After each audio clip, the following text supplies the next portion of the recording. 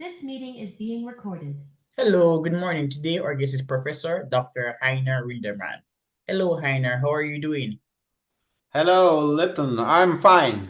Very All good. right. I'm happy to be again with you, and I am looking for your questions and for Great. our conversation. So I'm going to share the title of your study. It is titled Surprisingly Low Results from Studies on Cognitive Ability in Developing Countries. Are these results credible? So, Yes. Heiner, this is the first question, and the question is rather obvious. Why do people assume that IQ scores would be higher in developing countries? That assumption is inaccurate. I don't know why people think that developing countries would have higher IQs. Mhm. If your study had shown that these countries had a high IQs, then the study would be quite problematic. But you can answer the question. Yeah.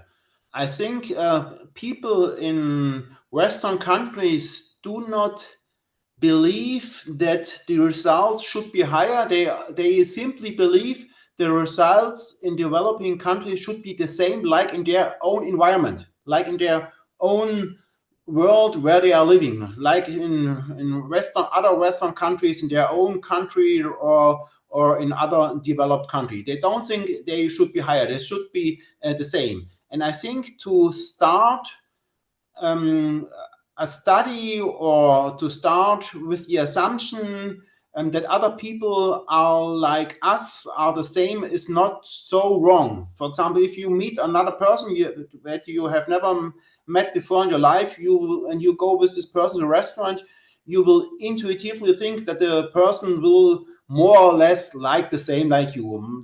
The majority of people like pasta and pizza, and when there are differences, then it becomes interesting. But to starting with to believe that others are the same like us, it's not so wrong. But we should give up such an assumption if we have a lot of evidence, a robust evidence, and constantly produced evidence that the things are different. And then we should give up a hypothesis of sameness. And I want to give you here two quotes from very respectful research groups underscoring that the ability levels, the skill levels, how they frequently say in developing countries are lower. First, from Leanne Pritchard and Martina Villarengo, they came in their publication Four Hard Lessons from PISA Development, PISA done in developing countries, to the estimation that the vast majority of children in these countries, they mean developing countries, would not reach minimum targets. Or the other education economist, Sarah Gust, the German woman, Eric Hanuschek from Stanford, Hoover Institution, and Ludger Wessmann from Munich. Now the quote, we find that at least two-thirds of the world's youth do not reach basic skill levels, ranging from 24% in North America to 94% in sub-Saharan Africa. So we have a difference between sub-Saharan Africa and North America of 70% more pupils, students, or youth in general are not reaching basic skill levels. And there's a huge agreement within science that there's a large gap between developed and developing countries. Exactly, Professor. I don't expect these scores to be similar because in many developing countries, it is not uncommon for teachers to be trained. So, for example, in Jamaica, years ago, it was reported that only a small percentage of teachers teaching mathematics were trained. The figure was less than 20% at the time. And I shouldn't say years ago, it was around 13 years ago, so not that long.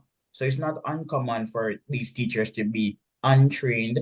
And then sometimes when teachers are in school, they are not teaching.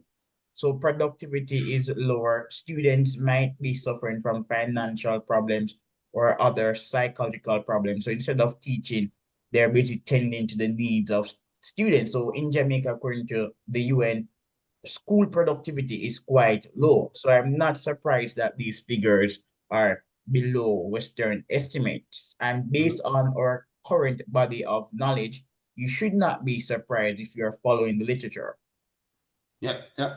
And I showed in my article also, or I referred to studies who looked in schools in India or in Africa, and they made studies with the teachers. How is their knowledge? And they found that, for example, teachers, math teachers, had problems to subtract two-digit numbers. For example, 56 minus 18 or something like this. They had problems to subtract such numbers, and I think in developed countries, this would be it's not possible to imagine this. For me, if somebody would have said this in a small talk in a restaurant, I would not believe it. I can only believe it reading this in a scientific journal. It is totally unimaginable for us. Or other studies, they made visits in schools, and they found that at lesson times, many times or frequently, there were no teachers. They were not teaching. They were not in the school and doing their task. And when students do not receive instruction, they receive less cognitive stimulation, and less cognitive stimulation will lead to lower cognitive ability levels, like measured by student achievement tests, PISA, TIMSS, PEARLS, or like measured by psychometric intelligence tests. Many of these academics who criticize your work, Einar, they are living in a dream world. So I was going to pose this question. Are low scores corroborated by other researchers? But you answered it already when you cited the Sarah Bruce paper and the paper by Lant Pritchett. Mm-hmm. So let me give you some further evidence. There's a huge agreement within the student achievement studies between different scales, between math and reading. And there's a huge agreement between different measurement points. For example, between TIMSS 1995 and 2003. And there's a huge agreement between the different student achievement studies, PISA, TIMSS, PEARLS. And there's a huge agreement between the student achievement approach and the psychometric intelligence approach. So there's altogether, from a test point of view, or from a statistical test point approach, there's a huge agreement. But what we are missing until now, and more or less still missing, is evidence from everyday life in those countries. Are these only artificial test results, differences in test acquiring habits or test knowledge, or is this evidence for real cognitive differences? all right.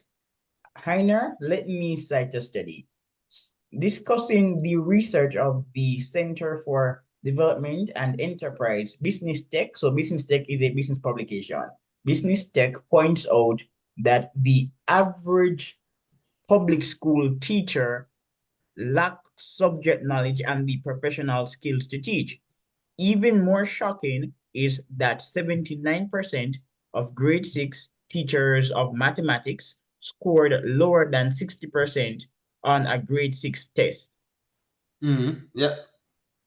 Yes, there are teachers who cannot teach mathematics at the grade 6 level. They are scoring lower than average. Yeah. The first time this was published, when I remember correctly, by Sandefur, an education economist. They applied, for example, the TIMSS tests to not only to the students, but also to the teachers. Yes. The student achievement tests. Are these low scores driven by the environment? This is now a different question. It's more or less easy to come to an agreement about diagnostics or about measuring or perception of reality. For example, there's a huge agreement that people in the south are poorer than in the north, but there's less agreement about the possible causes. Are differences in economic freedom, or are differences in political conditions, or differences in cognitive human capital? And one reason for the greater difficulty to come to an agreement regarding causes is that frequently causes are connected. For example, a culture influences education, education influences your cognitive human capital, and cognitive human capital influences the quality of institutions, and this influences economy, and all they have also effects back to cognitive ability, or they influence each other. And the other problem is that what is for us a satisfying causal explanation? Are we satisfied with proximal variables or proximal explanations? Proximal explanation, for example, for economic differences would be economic freedom, or equality of institutions, or the worker productivity. Or are we not satisfied with such explanations because we need to explain these differences again? If there are differences in worker productivity between, I don't know, between Mexico and Canada, so why are they such differences, or why are we having differences in worker productivity? So we need possible background factors explaining these differences again. But let's come back to your question. Are there environmental causes for the gaps between developed and developing countries in cognitive ability or cognitive competence studies, like done by student achievement or psychometric intelligence tests? Yes, I think if I want to look, or I want to use a model that I developed in 2018 in my book for Cambridge University Press for explaining country differences in cognitive ability. And I used there the amount of education, and I used the quality of education. And we have between developed and developing countries, we have a difference of, in this study, in the 2018 study, we have a difference of about 20 IQ points. And this is equivalent to more than 3 standard deviations difference between developed and developing countries. So this is the dependent variable, difference in cognitive ability. Now let's look at the possible causes. The difference in, or the quantity of education of adults. And there we have a difference between developed and developing countries of, again, about 3 standard deviations. So the average adult in developed countries has gone longer to school than the average adult in developed countries. And there's a difference of 3 standard deviations. And we can also look at the school quality, and there's also a difference of about 1.5 standard deviations between developed and developing countries. But where does, let's stay first with these 2 variables, education quantity and education quality. We have evidence that at the individual level and at the national levels, that these are causal variables for cognitive ability. We have experimental studies or quasi-experimental studies, and we have theoretical assumptions, reasons why they could produce cognitive ability differences. We can perceive, or we can understand education as a kind of cognitive training. But the differences in education quantity and quality between countries, they do not fall from the sky to countries in varying degrees by chance. There are background factors that cause these differences. And first of all, what we frequently oversee or miss, what we frequently do not consider, is that we not only have an effect of education on cognitive ability, but also of cognitive ability on education. We have have an influence from one side to the other, and the other back to education. For example, smarter societies know that education is important for the success of their societies, and they will support education. And smarter societies have also smarter teachers, which more support the cognitive development of children by better instruction. And secondly, there are background factors, and one important background factor for education is culture,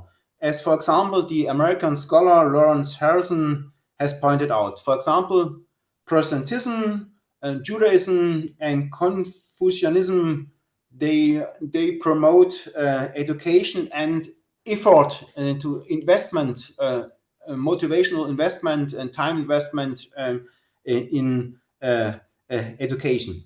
And there's also between the first and the third world, or between developed and developing country, when we use culture as a independent variable, there's also a difference of 1.5 standard deviations between those two groups of countries. And finally, at the individual level, there are many studies showing there's a huge impact of genetic factors on individual differences in cognitive ability. About 60 to 80% of the variance at the individual level is explained by genetic factors. And for the cross-country level, we cannot infer from the individual level to the or we cannot logically infer from the individual to the cross-country level, but there's also indirect evidence for evolutionary effects at the cross-country level. For example, there are differences in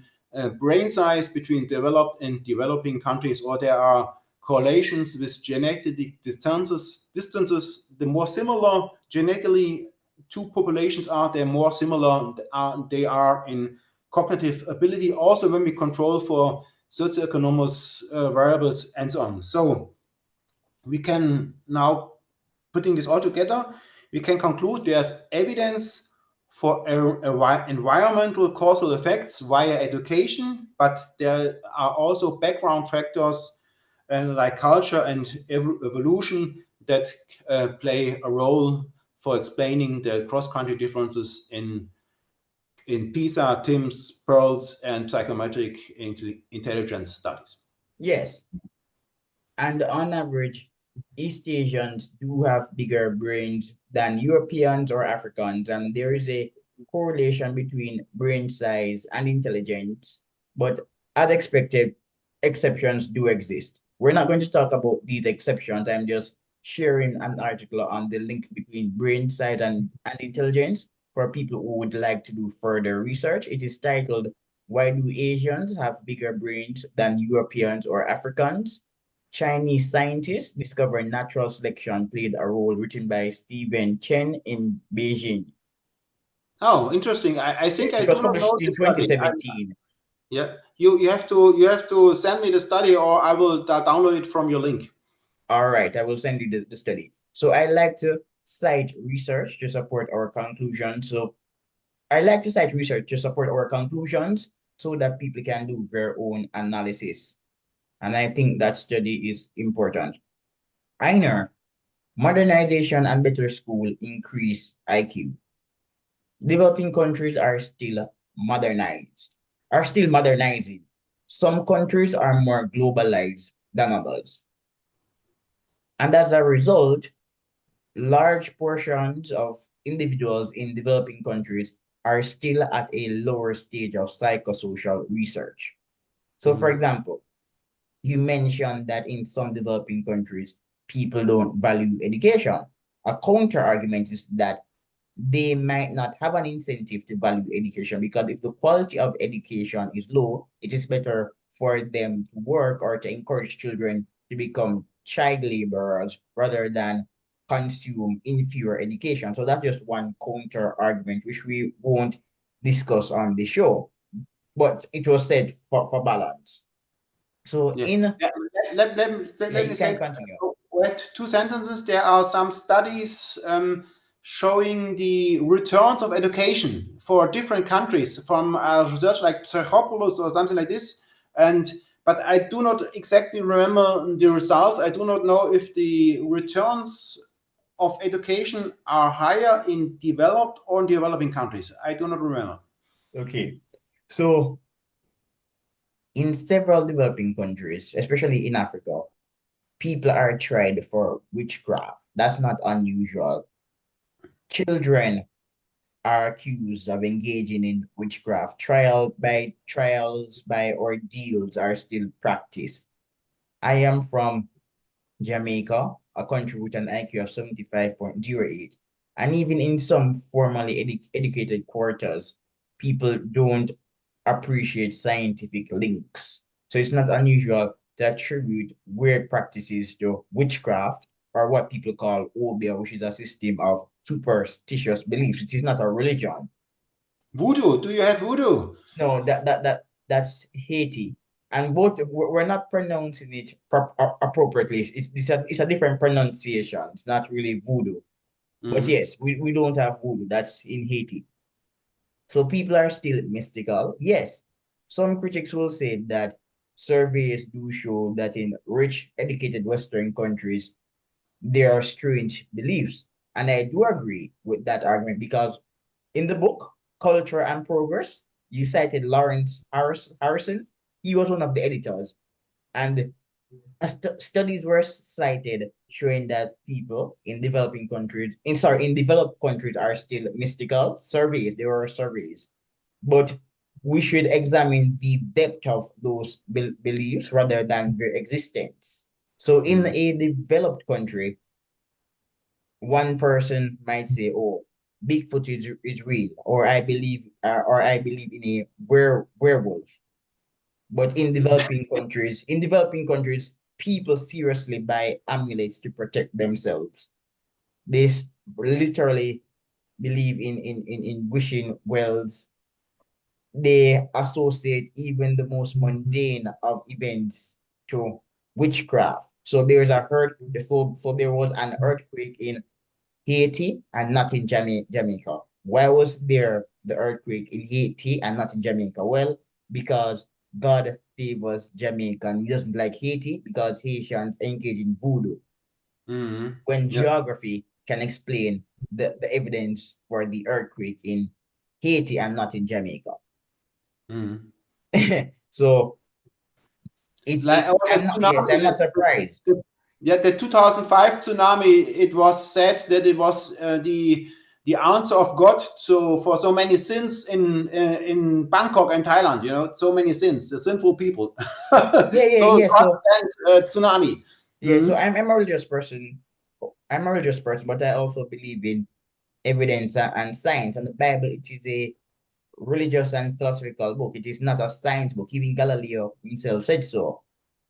So if you live in a developing country, you can draw on a larger repository of evidence. So you gave an example of an experience with a taxi man. Would you like to share it? Yes. Also, okay. Let's come back to the study first. Yeah.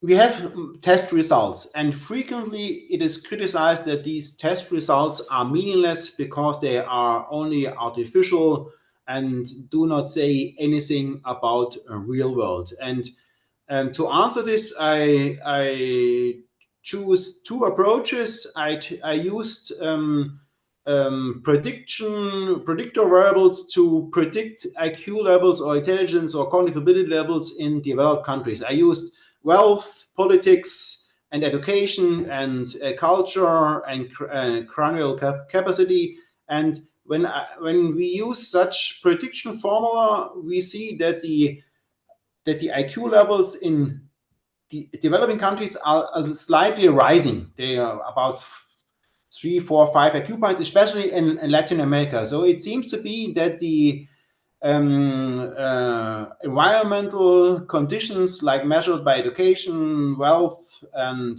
politics, are better than or are so good that it can be assumed that the ability level should be higher. Or in other countries, we see that the prediction formula come to lower results than measured by tests. For example, in China, the results are higher than the predicted results, and this is indication for a potential for positive development for the society. So you have a higher cognitive ability level than the development level of society. The development level of society could rise in the coming years. So, but this is again a statistical approach, and people can say this is also there's only numbers, and we need more. We need evidence from everyday life, and so I cited some research we spoken about teacher ability and teacher absence and so on. And this still we can say this is nothing. This is bad to say something of this about the school quality, but not about the thinking of the people. And to come finally to an answer if there are differences in cognitive ability relevant for everyday life, we need to look at the people themselves and to speak with them and observe them in their environment and analyze their behavior. And one example I developed in Cuba by more or less by chance, a cognitive task here, a watch question.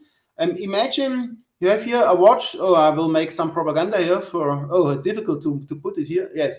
So imagine you have here a watch, and the watch does not work. There's no, it will show all the time the same every time of the day. It will show the same time. There's no movement of the dials and hands. The clock is broken. And then I asked the people there in Cuba, and this question is not artificial, because many clocks and watches were not working. Asked them how many times a watch which is not working shows the correct time, and about 70 to 80% said never shows the correct time, and 10 to 15% said once per day, and 10% said twice a day. So 10% gave only the correct answer. And this was for me, I asked this in the 1990s, and I was not doing intelligence research at the cross-country level. And this was for me so astonishing, I cannot understand. I asked a colleague, a professor in Munich, how this could happen. And he told me that the people are on a lower cognitive ability level, or earlier cognitive ability level, in the sensu, or in the model of Jean Piaget. They are not at the level of formal operational thinking, but a concrete or pre-operational thinking. They could not understand an abstract question as an abstract question. They perceive it only from their own view. And for a user, for me or for you or for everybody else, a watch which is not walking anymore never shows you the correct time, because you never know when the watch will show the correct time. So from their subjective perspective, not taking a formal operative perspective, this is the correct answer. So, and for the taxi driver question, I was in my life 3 times in Cuba and 3 times in Ecuador. In Ecuador, I was from 2000, during the Corona time, I was 3 times in Ecuador, and I was sometimes the only tourist in the city, and policemen were coming and taking photo with me together, because it was such a strange event to see a foreigner there. So, and I made some observations. For example, there was a taxi driver. We drove from Baño to Puyo in 1 day, and it was interesting how what he was saying to me. For example, he said to me that we do not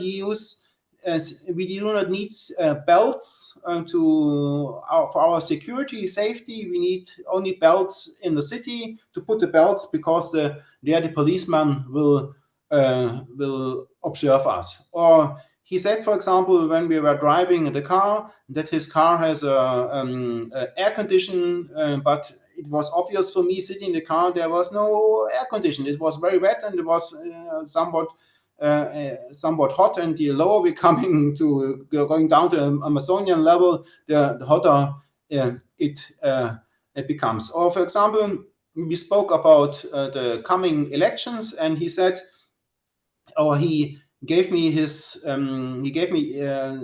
estimations about some candidates, and he only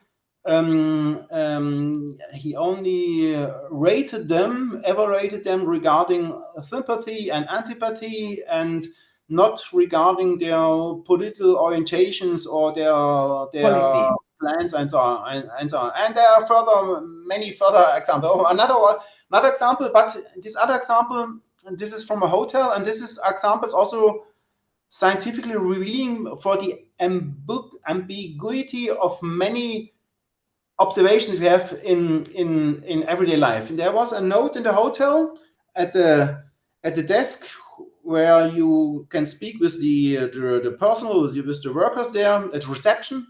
There was a note: "I will come back in 15 minutes."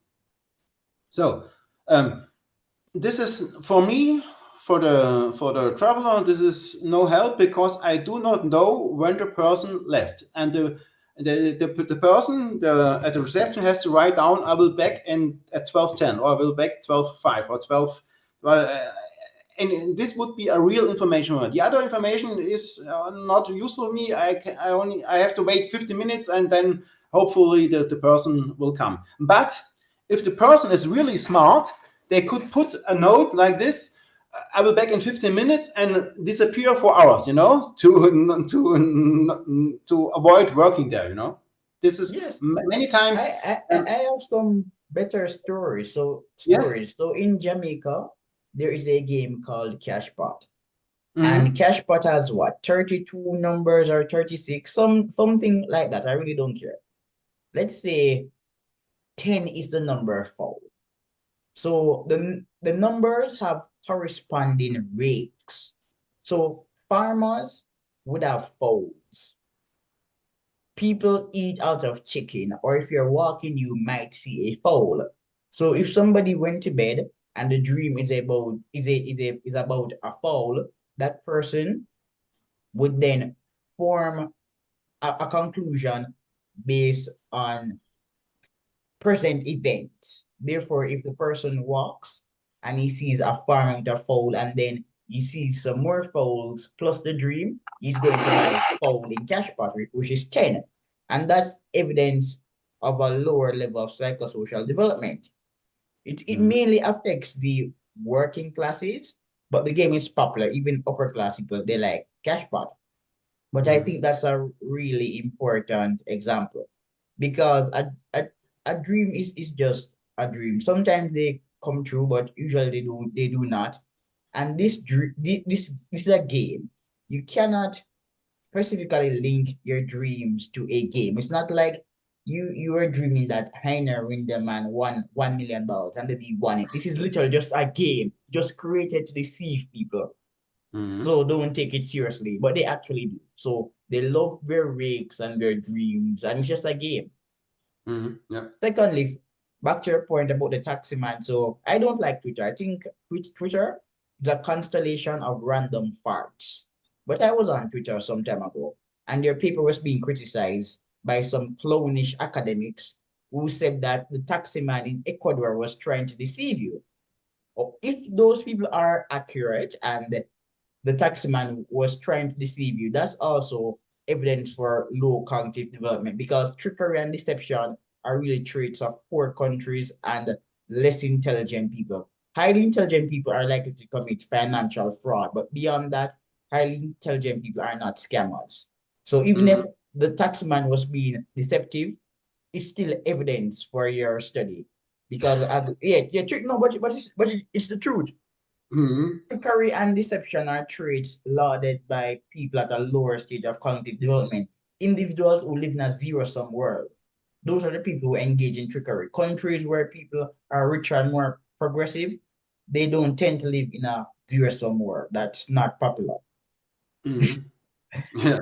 Yeah, so I just had to mention that, because I was on Twitter and I saw these stupid tweets. People were saying that the study was discredited, and you already cited the group study and the They do not like the and study. the World Bank learning harmonization outcomes. So Richard Lynn's findings were rather corroborated than discredited. Yeah, they do not like the results, and then they pick up something which they also do not like, and making all the entire approach or study wild ridiculous. conjectures and stupid speculations. Yeah, yeah. So there's another But question. let me speak a little bit about fraud and trickery and so on. And you know only what, Heiner, I'm going to close this link and send you another one because we're going to, this is going to end soon. So let me just close it and send you another one.